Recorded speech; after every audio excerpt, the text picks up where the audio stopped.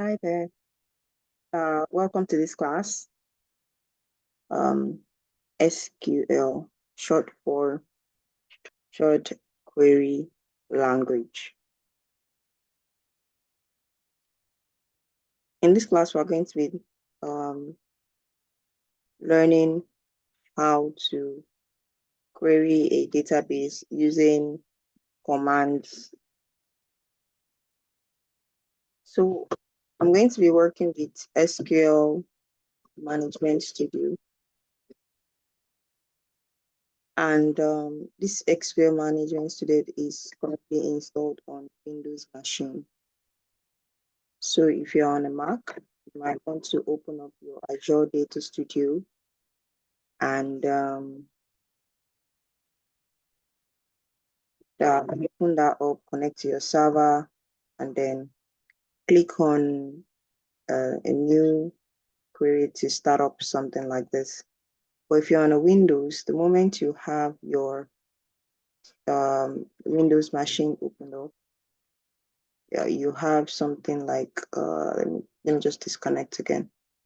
So if I say connect database, you have something like this come up, and then you click on connect, and it takes you to this page. Then you come right here to click on new query. So what do we want to learn? It's important that we know what we want to learn ahead of time. Oftentimes, when you start working at the organization, you won't be using your normal flat files to write your analysis or to work on analysis. The company might already have a database that they have been using over time, and they need you to connect to that database and get insights from it. So SQL is we have different kinds of SQLs, and we're only going to be talking about MS SQL, which is an SQL from Microsoft. So we have other SQLs like Postgres, SQLite, and MySQL. But the knowledge of MS SQL will enable you to be able to work with other SQLs. We have similar syntax. Some of the syntax are very similar. Other ones just have slight changes in the syntax. So now that we understand that, it's also important that we know that a database is a container. So think of a container as a cup that stores water, just that a database in this essence stores data. A database can store different files depending on the kind of file that you want to save. You determine the type of database that you will use. We have structured database or structured files. Examples of structured files are CSV, which is comma separated value, like the ones that we use in Excel. We have TXT. We have Excel file, spreadsheets. These are structured files. What makes it structured is that the records in the files are arranged in rows and columns. We also have unstructured files also. So whenever we are dealing with SQL is short for Structured Query Language. So you use one of those database I just mentioned. So when you're dealing with no structured query language, which is no SQL, you'll be using other databases. So we have other databases like MongoDB, Cassandra, Redshift, GraphQL that you can use for a no database, a no structured database. And this file can come in 5 formats. We have key pair, we have document-oriented, column-oriented, graph-based, time series. So if you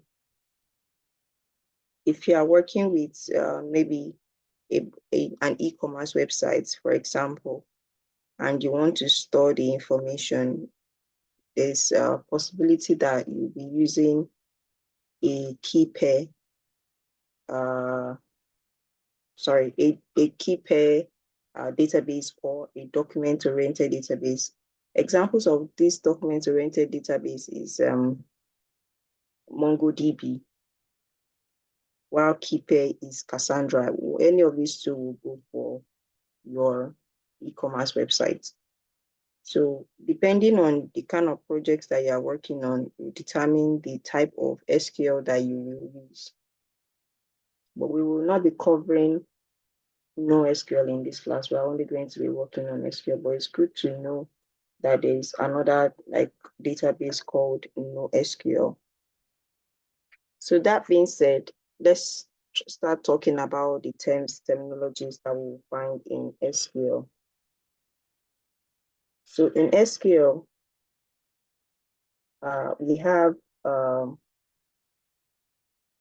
different commands because just like I said, your organization would already have a database that they use. So most likely you will not be creating a database yourself. Well, if you ever embark on a project for your organization and something that just is a newly started project, you might probably want to create that database from scratch. But if it's an existing project, you probably figure out that a database already exists for that project. So which means that you will be creating a database if need be. You'll probably be updating it if there's need be. You might also delete a database, right? And you might also read from your database, which is good. The basic operation you'll be performing on the database is good.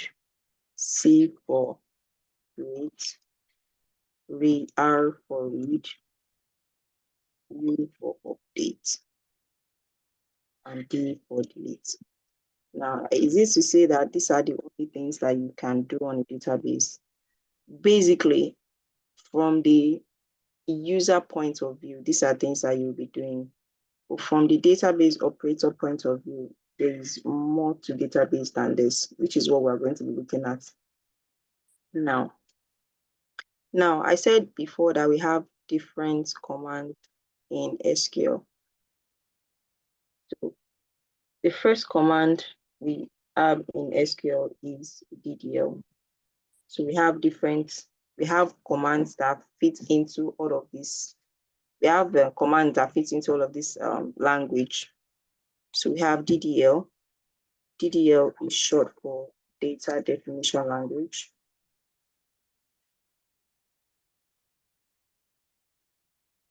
We have DML, which is short for data manipulation language.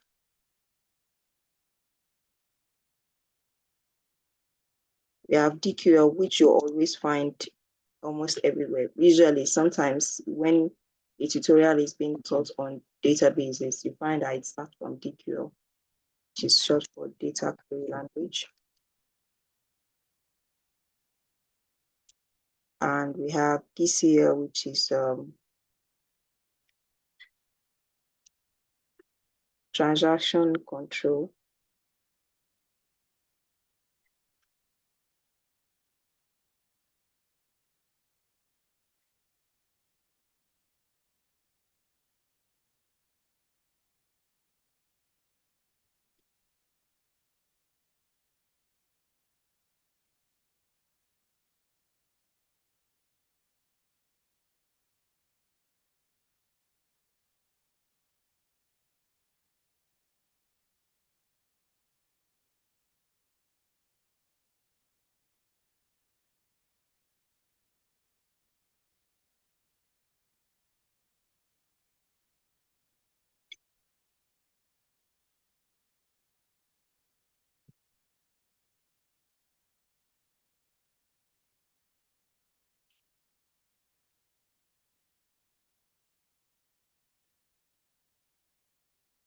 We have DCL and TCC. So this is data control commands.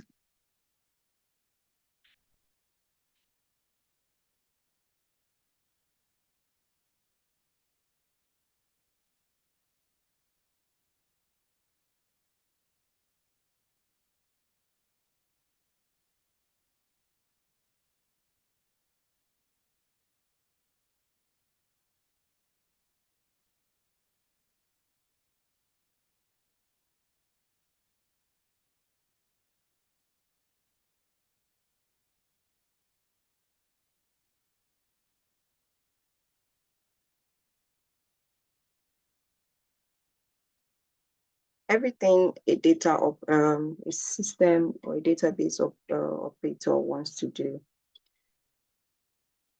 will fall into one of these 5 categories. But we will not be going into all of this. We will only be working with just 3 commands. This, and this. I'm going to explain what these other 2 means as we go on. There are 3 commands that actually fit into this. So when we say data definition language, what does it mean?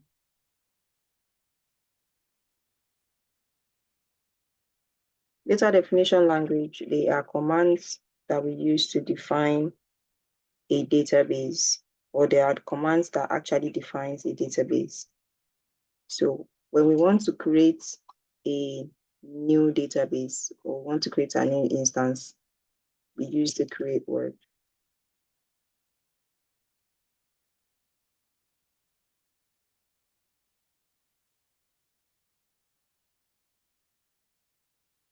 Now, the create word can do more than just create a database. The create word can be used to create a database, a table, a view. You can use it to create stored procedures and other instances in SQL. So the create word or the create command belongs to DDL, because when you say create, we are creating a new instance. So a new instance can be a table, can be a stored procedure, can be a view, or what have you. Now, the next one we are going to look at is alter. Now, alter is used to change the defined instance. Let's say, for example, that after creating your database, you discover that there are some things that, there are some settings that you want to add to it, or there are some missing columns that you like to include, or, you want to delete some columns because you no longer need them. You can use the alter keyword. Another keyword or another command we use is drop. We use drop to delete an already created instance. So you can drop a database. So when you basically say drop, it means delete, but on an higher instance. For example, a database, a table, a stored procedure, a view, a CTE, and stuff like that. So you can create an instance, you can alter the instance, you can delete the instance, you can even truncate the instance. So when we say truncate, what's the difference between drop and truncate? The difference is that drop will delete the entire instance, including the data that is in that instance. Truncate will only delete the data in that instance. It will not delete the instance itself. So we have other places you can see that other things like rename. and comments might be included in your data definition language. But oftentimes you would find these three being being attributed as data definition languages or as a data definition language. So for data manipulation, this data manipulation language includes commands that you can use to manipulate an already created instance. For example, after creating your database, you've created a table and you want to insert into that database. You use what we call the insert keyword, right? So we can say insert is part of DML. We can also say after you've inserted into your data, your table, and you figure out that there's an error in your message, in your row or the data that you have inserted, and you want to remove or you want to update that error, you use the update keyword. So the update keyword will allow you to change the records that you have already inserted in your table. And then lastly, we have delete. So let's say that for alter on an higher instance level, we have update, because basically alter and update means the same thing. But we cannot use alter when we want to just change the record that we have in a row. And we cannot use update when we want to change maybe something on database. So it has to be alter on first instance, like table, database, store procedures and stuff, and update when we are dealing with the rules. So just like I said, drop and delete mean the same thing, but in database, drop can be used to delete the higher instance ones, while delete will be used for the rows. So other places you can find all as a database manipulation language. You can find the likes of call, log, explain, and the other ones. Or you only find these ones being commonly used. And data query language just have one command, which is the select. So anytime you see me use the select or you see the select keyword being used, it means that a database or a table is being queried. So it means that I just want to read from that database or from that table. I'm not making any manipulation to it. The DCL in context has two keywords, which is grant and revoke. So grant is used to, this DCL commands is used to control the access you have on a database.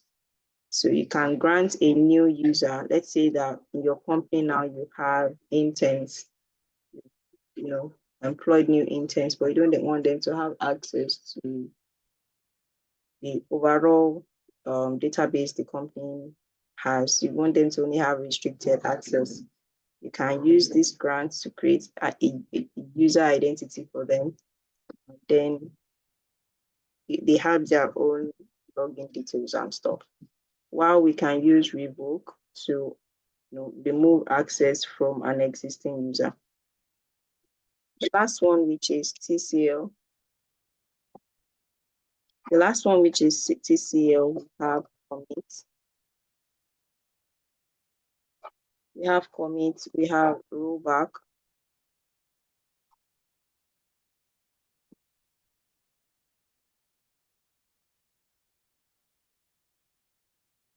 We have save points. We have set transaction. So we use these commands, we use commits to make changes.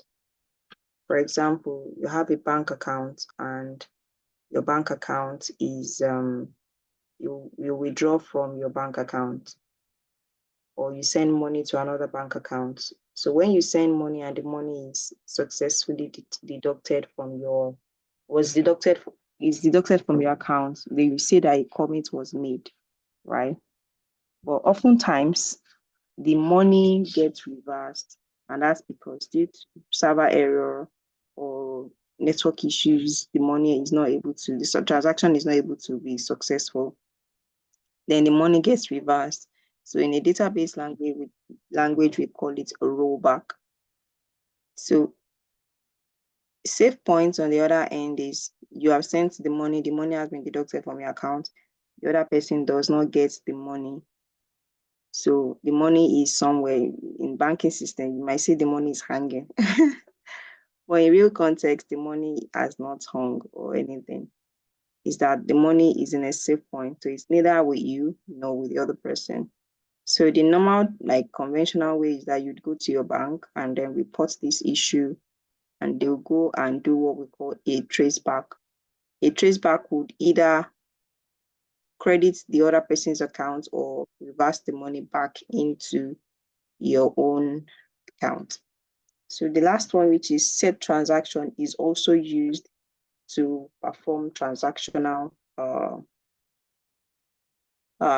commands. It's used for transactional commands. So this evening, or in this particular lesson, we understand the 5 languages that we have in database. The next thing we want to start doing is to start creating our databases, our tables, and start wrangling them.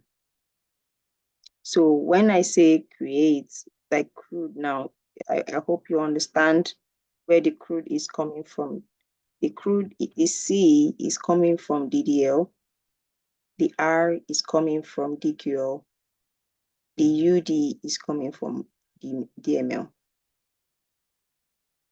So oftentimes that's the transaction, that's the operations that we will be performing. So now let's go ahead now and start creating our instances. So like I said before, to create a new instance, for example, a database will say create the name of the instance that we want to create. My case is a database. And then the name of the database we would like to create. I'm going to call it books.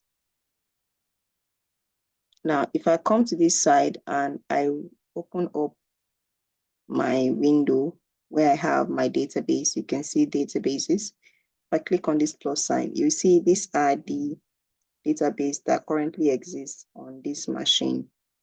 Books is not inclusive. So, which means that if I run this command now, I should have books now being listed at this side.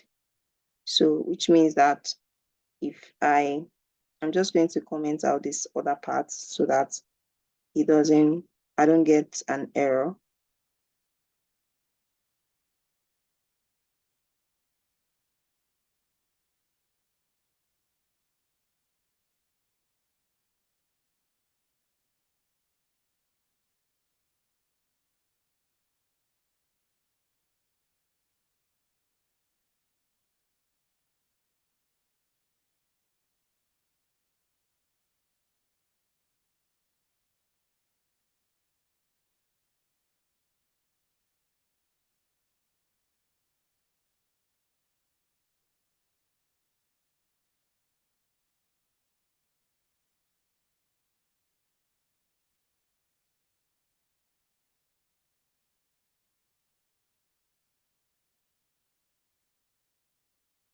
So if I want to run the entire query or the entire script, I could just click on execute.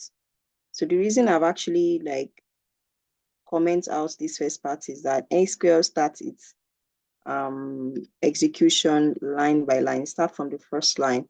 So what I've done is that I've told SQL to not run these first 12 lines here. It should only start from line 14. So everything that resides in line 1 to line 12 will be exempted. If I do not exempt it like that, it's going to give me errors and tell me this and that is not valid, because what I've just done here is that I've made notes on what I'm going to be doing next. So this is why I've made that comment out. So when I click on execute now, this information signifies that my database has been created. So if I come right here to this side now and reload this, if I open this up now, I should have books now as a database on this machine.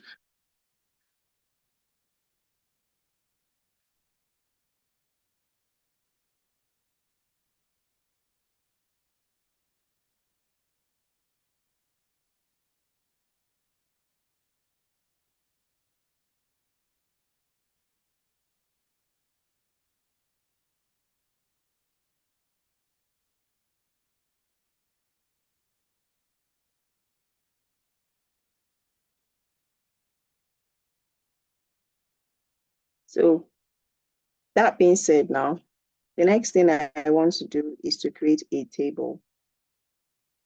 So to create a table, I'm going to use the create word also, create table, and then the name of the table I want to create. I can say author or something. Now, the thing about creating a table is that we have to define the kind of table we want to create. Now, for this table now, I want to create an author table, and I want it to have an author name and an author ID. Name and ID. Now, this is not enough to create a table. We need to be more specific by putting in, I'm just going to say author name here because this one is being highlighted as a keyword.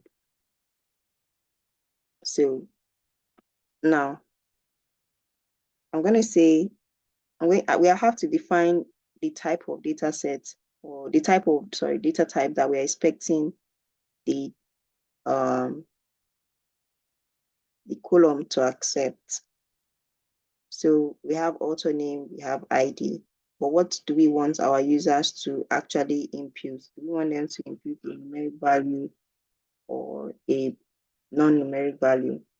So in this case, my author name, I believe they are going to be characters. So I want to have characters being accepted in this column. So to tell SQL that I want to have characters being accepted, I'm going to use what we call varchar. Now, varchar is short for varying character, and varying character can span from numeric value to character values. And this varchar can go by default. Varchar is 1 if I do not specify the length. But if I want to specify the length, which means I want to tell SQL the maximum value the maximum count I'm expecting for this column, I can also specify it by inputting what I want. So what I've done here is that I've said I want the maximum character count in this column to be 20. So, and then if I say the ID here, I want it to be an integer. So if I want SQL to create my integer for me, I would have to tell it to do so. But if I do not want it to do so, if I want to have to be the one to insert my values, then this one is okay. So now I'm going to run this first, and I'm going to insert values into it, and I'm going to tell you the pitfall of creating a table in this manner. So if I go ahead and click execute again, it's going to tell me that my books already exist because SQL will start executing from the top, like I said.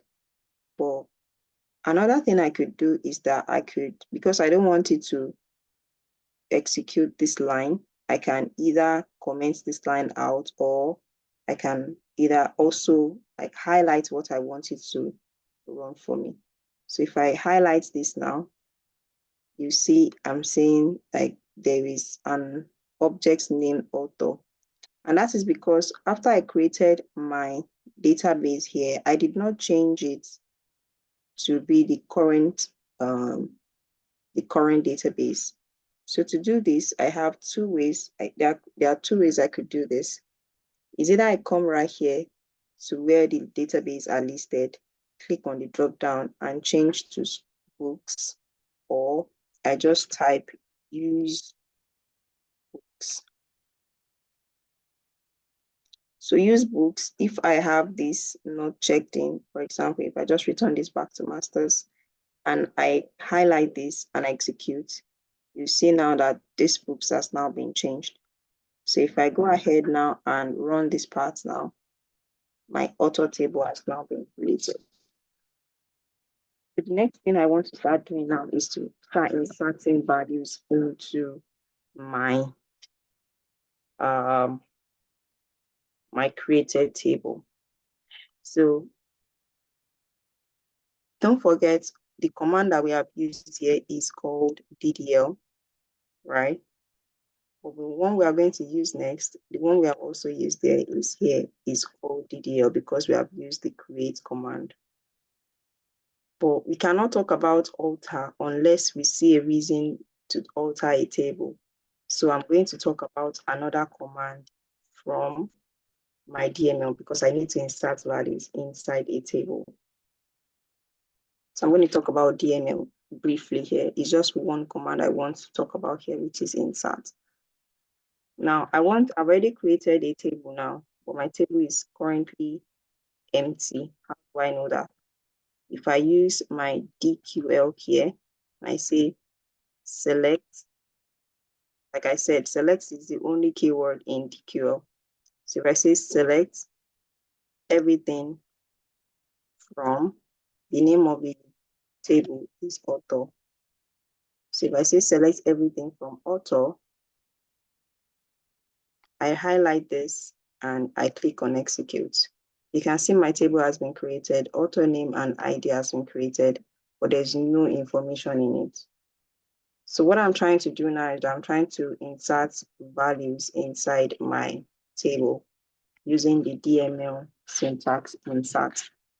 So to insert value into my table, I use the insert keyword, right? Into, and then the name of the table I want to insert into, which is author.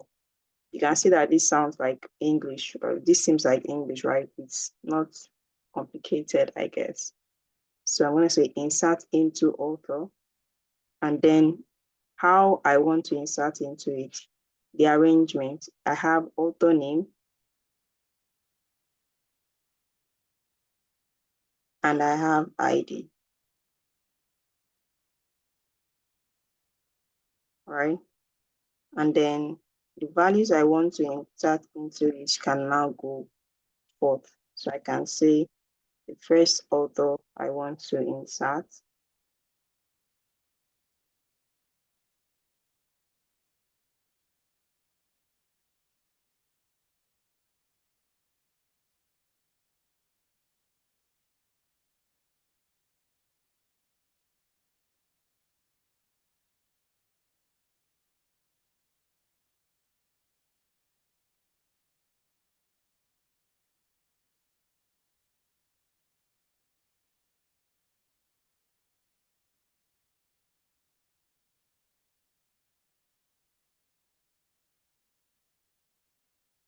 I'm just going to say George Orwell.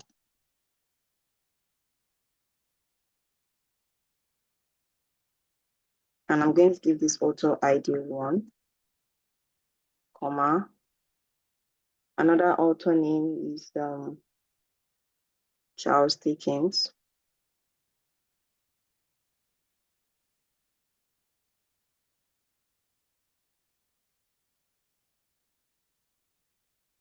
I'm going to give this person 2. I'm just going to use this 2 for now, and then I'm going to end this command using a semicolon. So if I run this now, you see 2 rows affected. That means that 2 rows has been inserted into my table. I'm just going to come back and run this one again, which is going to read my table for me. So you see now I have the John Orwell and Charles Dickens. So what this means is that I'm saying that I have used author name ID, the same arrangement, the same way I inserted the values, author name and ID, and this is the way it's coming out. So it really doesn't matter. I can put ID first and then author name, but it's important that I follow the same pattern. For example, if I put ID here now, and I put author name. So if I want to insert a new one now, I have to say number 3 is JK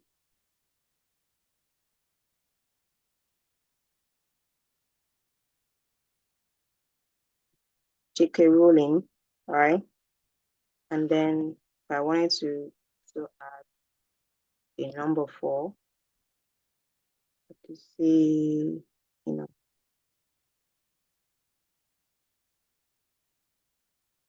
Fyodor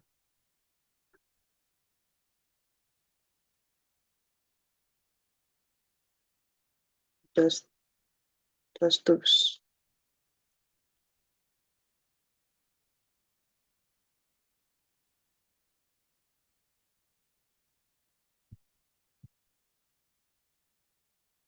So if I run this now,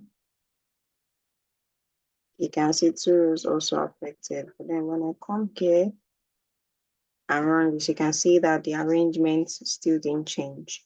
So you can insert your values, just ensure that you can insert your values either way, like any arrangement. Just ensure that you have the right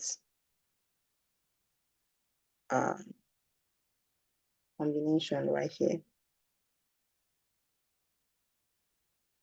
So the pitfall in the way I've actually created my database or my table here is that if I run this again, I still get 2 rows, right? So which means I'm going to have duplicate entries, which I do not want, actually. One of the key things about creating a database is that you want to ensure that that your database is clean, there are no duplicates. And to ensure that there are no duplicates, you need to make sure that you have your definition in the right way. So what that means is that when I was creating this table, there are some measures I should have put into consideration, putting a unique identity or a unique identifier to ensure that we do not have duplicate entries. We can use what we call constraints to do that. And optionally, I might also want to allow SQL to be the one to generate these identity numbers for me. So instead of having to, insert the values myself, which is prone to error. So we are going to alter the table now by ensuring. Now, another loophole that this table has is that if I decide to not, just going to delete this one, and I just going to delete this one also. And I'm just going to put 5 here.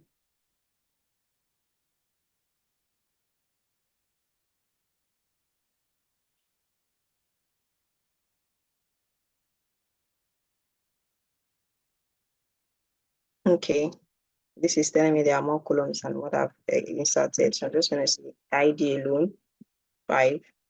So this is saying that I've said I'm going to insert ID and author name, and I'm only inserting just one value. So that's why I'm getting this error. So if I say ID 5, it's going to work actually. And if I run this again, I'm going to have ID 5 but no name in it. And I could do the same reverse way also. I can put I can put a name. I'm just gonna do it anyway. I can put a name. It's gonna say author name, and then I'm gonna put another person's name here.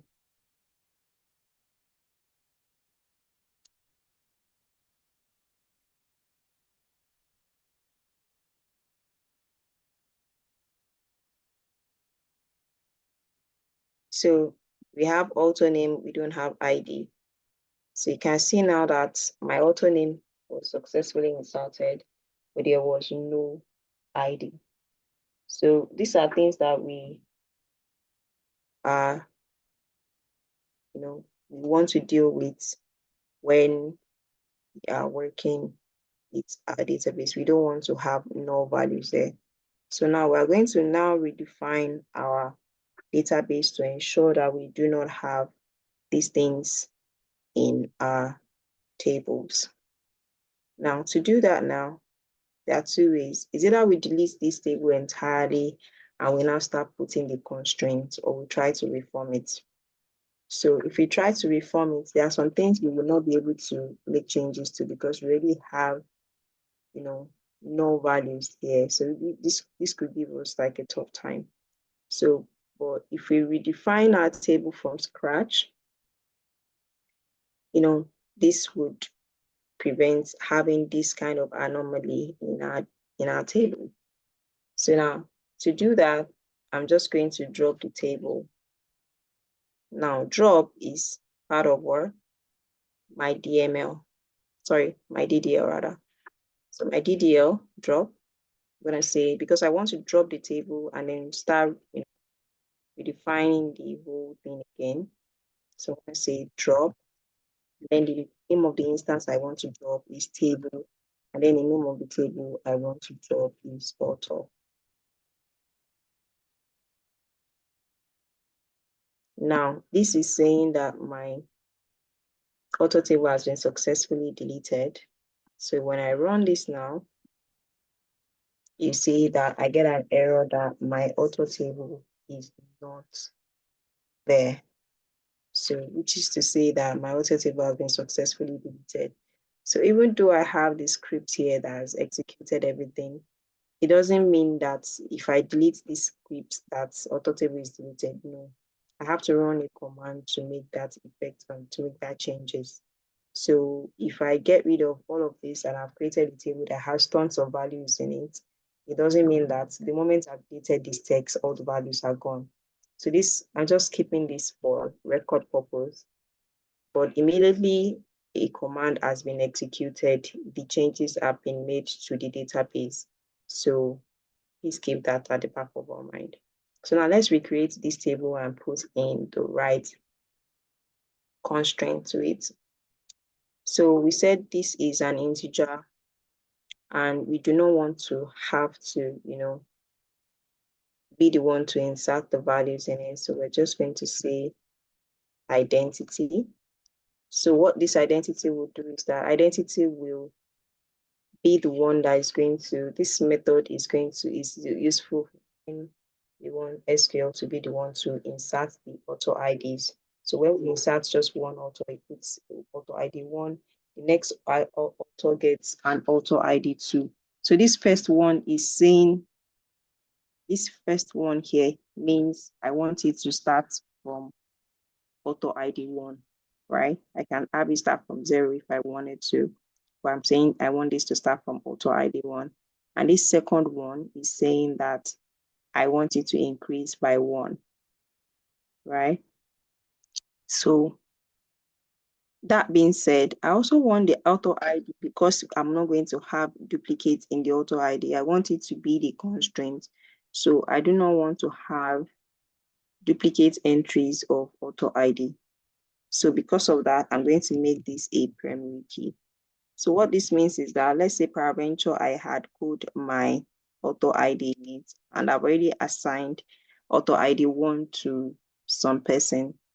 Immediately I try to do it again, it tells me that you cannot have a duplicate entry of this auto. of this author ID, right? So which means that we can have two author bear the same name, but we cannot have two author have the same author ID. Just like when you go to a bank, you can have multiple people bear your name, but they cannot have your account number. So we're just using this ID to ensure that we do not have multiple entries. Like the other time we have multiple authors having 3 as an ID. So not null is also another option where we can ensure we do not have this field being empty.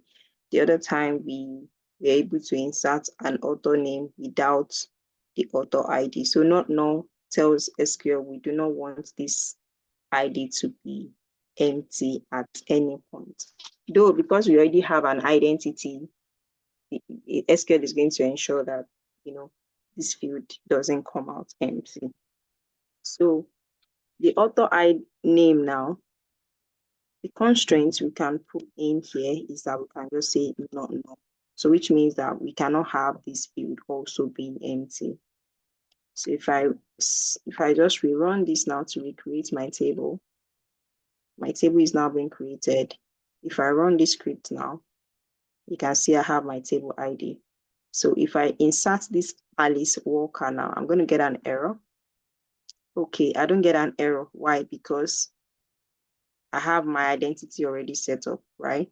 But if I did not have my identity already set up, then it's not null is going to kick in because I do not want that space to be empty, right?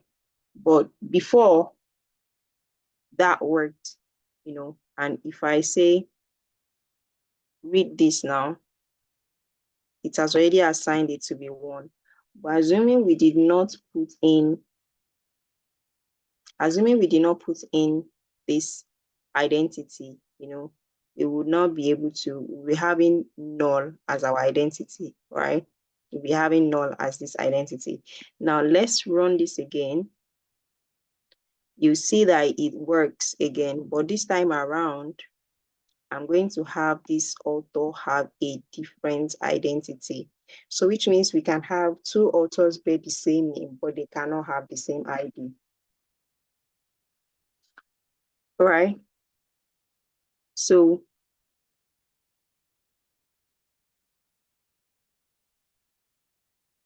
but so we can go ahead and start, inserting other values now, and you're good to go. So what this primary key can be used for, or another advantage of putting a unique identifier, which is a primary key, the constraints here allows you to work with other tables. For example, now I have author table and I can have book details. I can create another table that has book details where we can have the author and the title of the book that they've written and the year.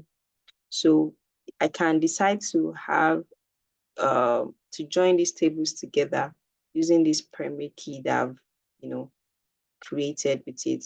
I know that this doesn't make any sense to us right now, but we're going to create another table and we're going to insert many bits of information. Now, because we are working with a database, we cannot jam pack all of our information in just one table. The SQL structure is being structured in such a way that you can have a tiny bit of information on separate tables, and then you can bring all of these tables together to make a bigger picture. So what we've done here is that we have created our author table, right? We can create a books table where we can have the information of the books written by these authors, right? So yeah, but before we go ahead, I want to I want to delete this Alice Walker too, because it's going to be a duplicate. So to delete this this Alice Walker, I'm just going to go back and use my DML commands. So I'm going to say drop I want to drop the author that has, I want to drop the author that has this ID too. So to drop author that has ID too, I'm going to say use the drop command. So don't forget, drop is used for what? Drop is used for the high level, which is, okay, this has messed up. Drop is used for the database part. So I cannot, unless I want to drop a database, drop is not appropriate. I can only use delete. So if I say delete now,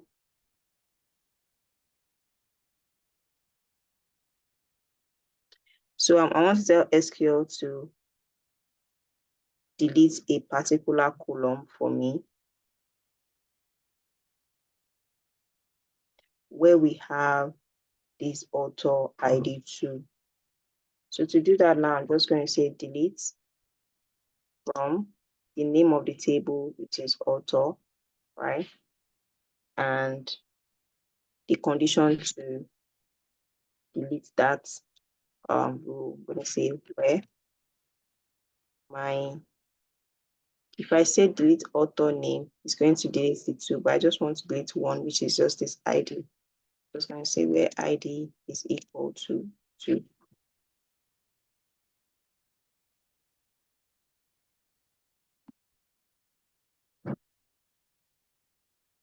So one rule has been affected now. So you can see I only have Alice Walker 1. We're going to talk about delete later. I just wanted to just get rid of that 1 because I didn't want to have duplicate entries in there. So now that that is said, we want to have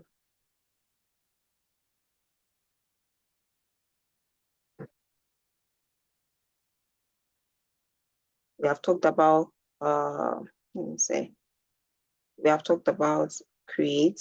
So we have used the create keyword to create a new table, right? So let's alter the table now. So the highest count that my table can take is 20, right? Let's try to increase that so that we can have author that have longer names being accepted. Because if I try to, I'm just going to copy this now, and I'm going to purposely insert values that are more than 20 counts. Let me see if I can think of a name to add to this now. I'm just going to add this. And,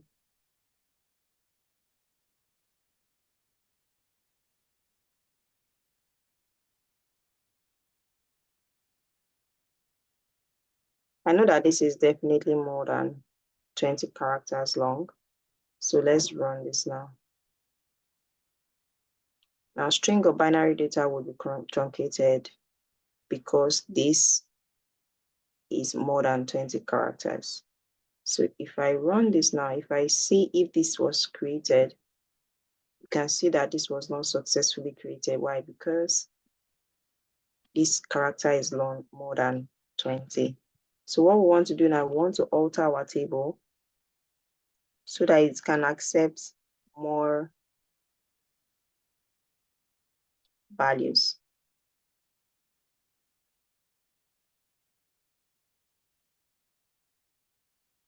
Now to alter our table, we're going to use the alter keyword. Let's say alter, and then put in the parameter we want to use. So I'm going to say alter, then the name of the table, author, right? Okay.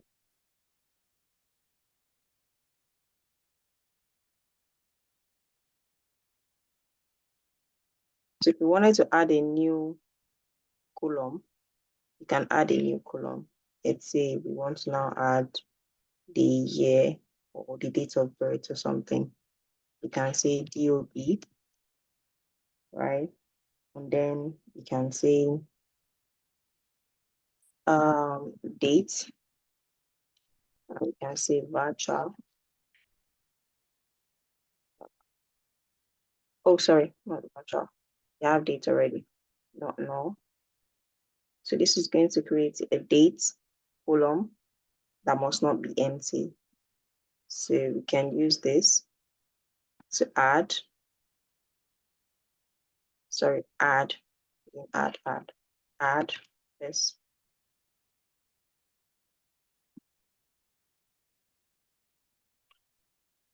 So I'm getting this error because SQL is asking me what I would like to do because this table is not empty. And because this table is not empty and I've said I don't want this to be null, it's saying, what do I want to do? Because this table already has values in it. But if I say, okay, I want this to be null, then it's going to create it, right? And it's going to go and add where I've already had values before, it's going to add null to it. So this is why it is important to always define your parameters beforehand. Now, if I say not null now, and I put a default. So this is why it was asking me, do you want to put a default?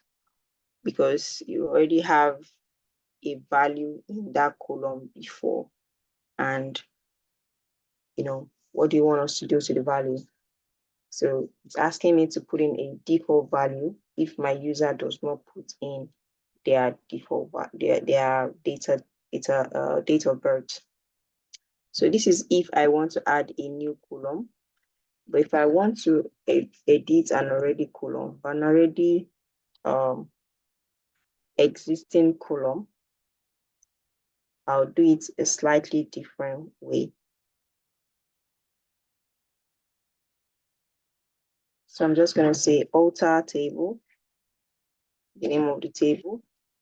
So this time around, I want to work on the author name. Alter table, I'm going to say modify or alter column.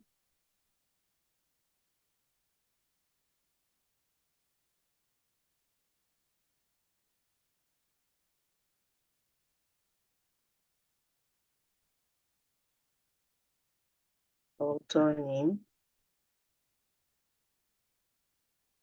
And then I want to have varchar.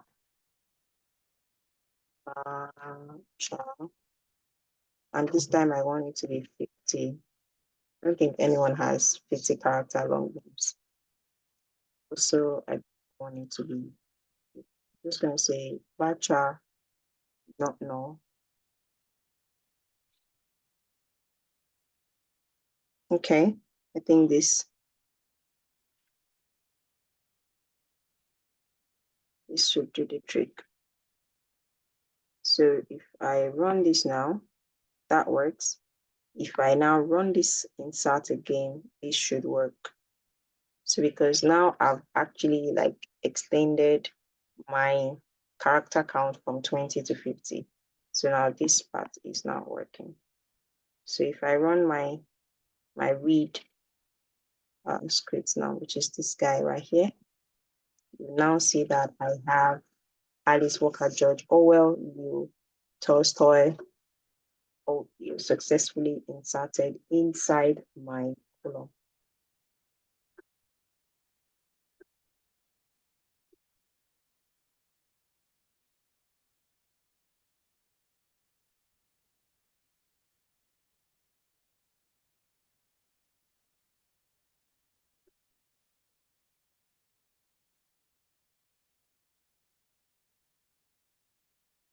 So we have talked about create, we have talked about alter. So we can use the alter to add a new column.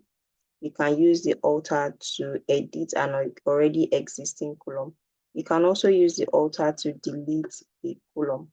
So if I wanted to delete the date of birth I created before. I'll just say alter table, alter. I want to drop my column DOB. Sorry, DOB. No, why do I keep writing that DOB? Okay. So if I write this now, if I run this now, and this has been successfully, executed. If I come back to run my select everything from auto table, you see now my DOB does not exist again. So you can use the alter table to add a new column, edit an existing column, delete a column in your table.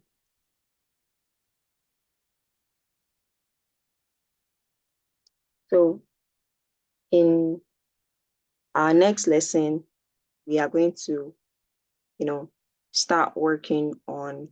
continue working on DML, which is data manipulation language.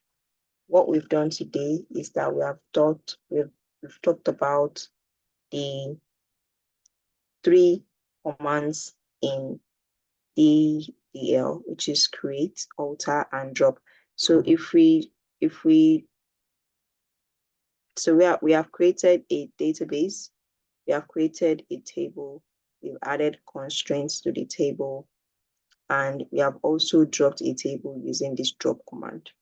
Every other command here, they are not for DDL. I've just used that because I needed to have values in that table so I could, drop it or make edits, do some stuff like that. So this is where we're going to drop the curtain now. In our next class, we are going to pick it up from here. Thank you for staying to the end.